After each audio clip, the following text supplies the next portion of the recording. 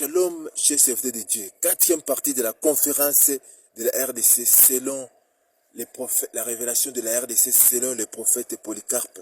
Selon la révélation que Dieu nous a révélée concernant la souffrance de notre pays, le Congo. Notre souffrance, tout ce que nous traversons dans notre pays, le Congo, est écrit dans Deutéronome chapitre 28, versets 15 à 68. Toutes les situations, la guerre de l'Est, la famine, tous les sous-développements, tout ce qui se passe au Congo. Alors, selon notre révélation, la souffrance de notre pays, le Congo, c'est le châtiment de Dieu lui-même. Dieu aime bien, châtie bien. Pourquoi? Suite à la désobéissance de nos aïeux, qui n'ont pas écouté Dieu. Dieu a parlé, Dieu nous a appelés depuis que le Congo est pays indépendant, avant même l'indépendance. Dieu a parlé aux serviteurs de Dieu, du Congo. Dieu les a appelés, Dieu a donné son plan pour les servir.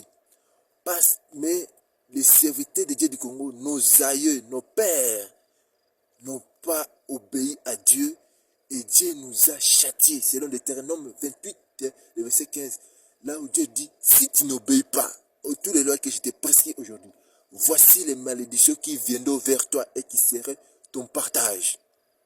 Et au départ, le plan de Dieu, Dieu veut nous élever. Dieu veut nous donner la supériorité sur toutes les nations de la terre. Deutéronome 1, Deutéronome chapitre 28, le premier verset jusqu'au verset 14.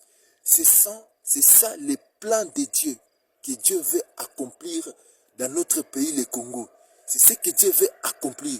Mais Dieu n'a pas encore accompli cela parce que jusqu'aujourd'hui, la désobéissance persiste du côté des serviteurs de Dieu du Congo et le gouvernement n'a pas encore appliqué la parole de Dieu que Dieu a envoyée.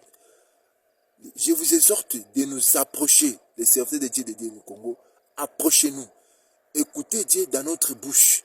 J'exhorte à notre gouvernement de nous approcher, d'écouter Dieu dans notre bouche, ce que nous apportons, pour que le plan de Dieu, pour que le plan glorieux de Dieu puisse s'accomplir. Pourquoi Dieu nous a choisis, nous les serviteurs de Dieu du Congo? Pourquoi Dieu a choisi notre gouvernement du Congo? C'est ce que je vais révéler brièvement dans les prochains numéros. Donc, la souffrance de Dieu du Congo, Dieu seul peut terminer.